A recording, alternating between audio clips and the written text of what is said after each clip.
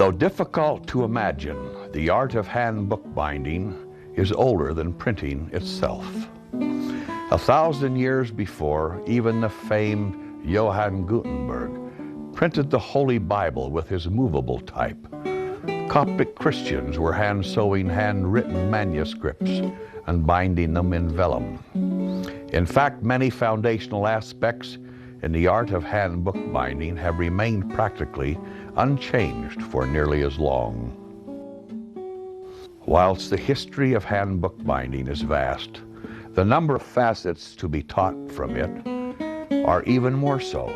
The styles of bindings and the techniques employed in their making seem innumerable, not to mention that all of these aspects differ from one geographical area to another.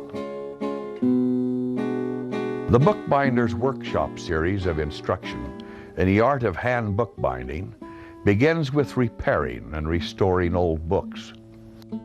Book restoration is admirable art.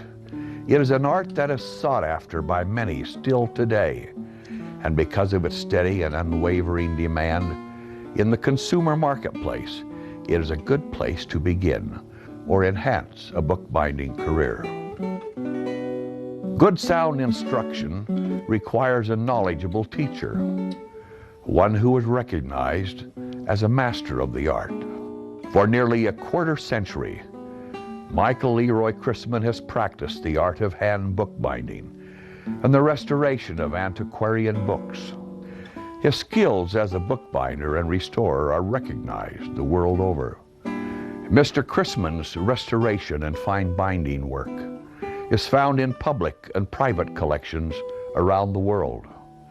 In 1999, in high recognition of his book restoration skills, Mr. Chrisman accepted an invitation from the Library of Congress, Rare Book Conservation Division, to assist in restoring the original Thomas Jefferson collection. Today, he enjoys teaching book restoration at major universities, producing bookbinding instructional DVDs, and writing history. He also maintains a very busy book restoration and fine binding worklog. Now let's join Mr. Chrisman in his teaching studio for this volume of the Bookbinders Workshop. Greetings and welcome to the Bookbinders Workshop, Volume 2. Today we're going to restore a family Bible from beginning to end. And before we begin, I'd like to say a few words about family Bibles.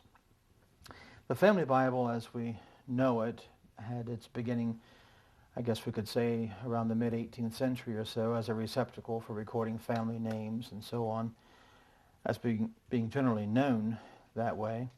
They've taken on different designs and shapes and sizes, and to my right here is a collection of quite a few different ones.